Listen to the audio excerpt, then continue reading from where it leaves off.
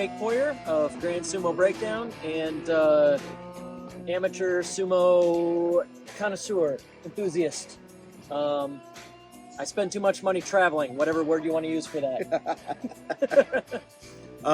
So the big question, what got you into sumo? Like, I know you were a fan of old sumo first, you know, Right, and then what kind of got you there?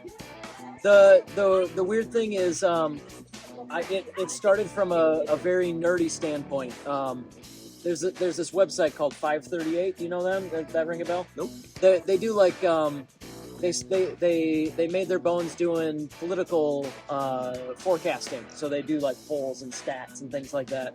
So they did all sorts of political stuff. And then one day they kind of expanded into the sports sphere and they do all sorts of sports statistics analysis. And they put out this article. Sumo is kind of unique in that we have like 300-ish years of almost every match is recorded, right? We got data on everything, so you can really analyze era to era more than a lot of other sports. They put out this article comparing Hakuho, who in 2015-ish was clearly one of the best of all time, right? Right. Comparing him to Ardent, who was, in like the 1700s, he was like the best of all time. The legendary. And you got stats on every single match on both of these guys, and they did an article comparing the two of them. And that just popped up on my sports and politics feed, and I'm like, this is pretty rad. I dove in from that article and found out that Pro Sumo is streaming on YouTube all over the place, and about a year later, the other joke I like to tell is that when you're a white guy, you hit 30 and you got a couple options. You brew beer, you get way too into golf, or you start a podcast. Okay. You got three options, right? Which one did you do? I got way too into golf. No, we started a podcast, and it eventually worked its way into following amateur sumo, and we kind of accidentally stumbled into this place. There's a lot of amateur sumo going on, especially post-pandemic. People are traveling more, Right. and there wasn't a ton of media coverage. So it was a niche that we could fill, and me and my other three college buddies from Grand Sumo Breakdown just dove right in. So it's pretty easy to figure out like why you stay in professional sport. But what got you into actually wrestling? Oh, getting in the ring myself? Yeah, getting in the ring. Because once Peer again, pressure. I think that you're like, I'm over 30 kind of still applies, right? Yeah. For me, 2021 is, I actually came here to Dreamland, where we're recording this right now, in 2021 for Nationals, hosted by Dark Circle Sumo. Justin Kizzard put on an excellent show. First foray into amateur sumo. Had a blast. It was, just got to know a lot of people in the community. And about almost exactly 2 years later, the peer pressure caught up to me. Guys like you, we got Kyle over here off camera. We got all the people from Texas. Eventually, it just caught up to me. I couldn't tell you what triggered it, but at some point, it was like, you know what? I go to all these events and I have all this fun watching people do sumo. We should try it ourselves. And all the stuff that I've learned, standing on the shoulders of guys like Justin and Corey, and like all the great events that they put on, I learned enough to draw a few people from neighboring states. So in Iowa Sumo, we got a guy out from Omaha, 2 hours away. We got a guy from Grand Junction, Iowa, which is like an hour or so away from Des Moines. Iowa's just nothing but Des Moines and then like a bunch of small towns. That's just how it works, right? So we got guys from dotted around the state. We got a couple guys from Minnesota that have visited us. Just the stuff that I've learned and the stuff that I've seen as far as event hosting and leading clubs and stuff like that. Really dived in 2023 here to trying out sumo ourselves. Right. Bringing sumo back to get a Field of Dreams thing going. We host, we invite people, and we've gotten 15 or so people from around the upper Midwest that have tried out sumo for the first time here. Do you ever want to run a tournament? God, yes. In Iowa? Yeah, I absolutely do. It'll happen someday for sure. Hell yeah. Yeah. I couldn't tell you when, but it will happen. It will happen. It will I can tell you one thing. Cheap as hell to fly to Iowa. Cheap as hell to stay in Iowa. I don't know if there's any direct flights, Blair. I feel like... That's not what I said. You ain't flying direct unless you're coming from a hub or Austin, actually. Austin's one of the only cities that has direct flights to Iowa every week. Do you watch a lot of international amateur sumo? That is something I have intentionally avoided a little bit. Okay. I've spent time. I've spent the last 2 years really getting into U.S. amateur sumo. I want to be able to be, have the whole map, figure out what's going on everywhere in the world, and like try and guide people to what's going on. Right. It's too much right now.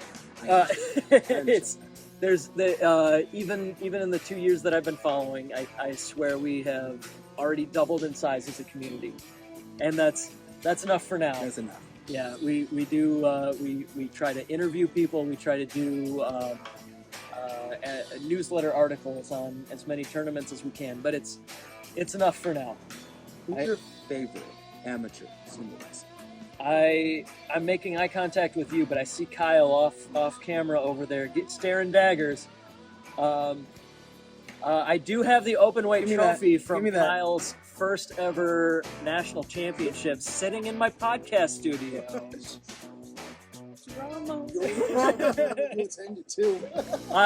I'll be honest, I have a lot of favorites, but I will say, Kyle, you're definitely in like my top tier of favorites because we've traveled together so much. Just the amount of time we've spent together and just the growth I've seen from several of the guys in the community here. Like, you've got so much experience, you personally, in all sorts of martial arts. We don't talk about this. I'm sorry. It's all good. This isn't me like trying to pat my own back on this. I know what it's like when people compliment me on my own show. I instantly like, I can't do it. No.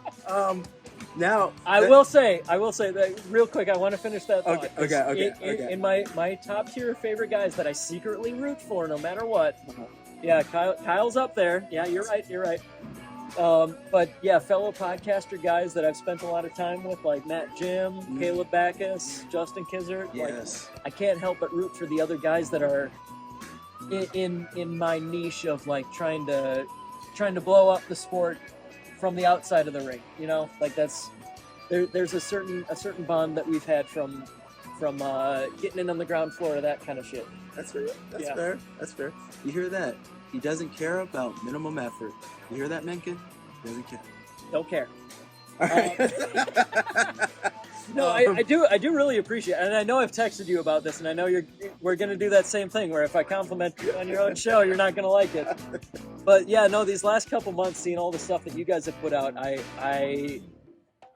all day long I've been like, I gotta corner JJ, and I gotta get on maximum effort.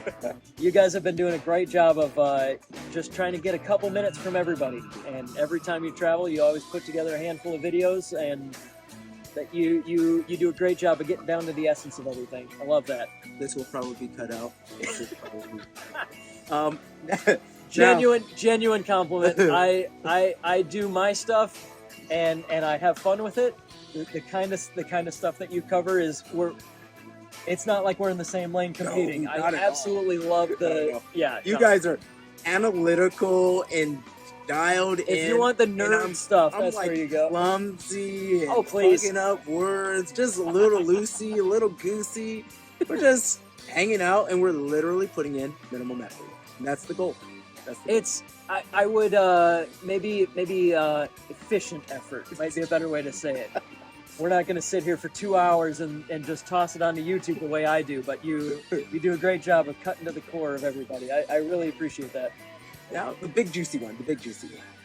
Who's your favorite professional sumoist? Always Takayasu. Never any doubt. When I first started, I do think that there's a thing in pro sumo where if you just dive right in, you got 42 guys in the top division, 42 names and faces you got to learn. And to some level, the guys that like look different or fight different stick out to you, right? guys like maybe Tochinoshin. Right. He lifts everybody. He's the one European in the crowd of Japanese and Mongolian guys. That's recognizable, immediately memorable. Takayasu, he's actually half Filipino. Yeah. And just because of that, he was one of the guys that immediately I was able to recognize every time. And that's a big help when you're starting, of course. But also his style of sumo is simple. Yes. Very quickly was able to dissect how does he wrestle? Why do I like it? Why is it fun? He's right there. Do you follow his mom? I don't. His mom has the best Instagram, and you'll see all Well, the you gotta shots. fix me up there. Oh for yeah, sure. I got you. And you'll see all of him just hanging out with his mom in a pool, and Takayasu's face is always exactly the same, just Well, yeah. because it has to be. Because he has to be. Yeah. Oh my god, it's the best follow ever, and I communicate with her a little bit just Okay. because it's kind of cool. I know he can't have social media, Right, but his right. mom can. 1 degree of separation from a celebrity is still really cool. It's pretty cool. It's pretty cool. That and I definitely, I don't know if envy is the right word. I appreciate his style of sumo, and I also understand it does not work for me. His It's style, pure. yeah, it's pure. pure. If you were to say like, what style of sumo should somebody do? Takayasu's one of those examples, right? Doesn't work for a little guy like me. Not at all. Terrible. But I appreciate it. And I love it. Sumo wrestling is the most intense sport, the most intense 10 seconds of any combat sport that I have ever seen. No other sport makes every competitor put 100% of their body into every single match, every muscle, 100%, plow into the other guy, and even a 5-second match can wind you for the rest of the day. Sumo is intense, it is unique, it is something that anybody can try, and nobody is excluded, whether it's something that you got into from a sporting perspective, something you got into from a Japanophile perspective, something where you got into it from anime, got into it from somebody else at your jiu-jitsu gym. Anybody can try it, and there are clubs sprouting out everywhere.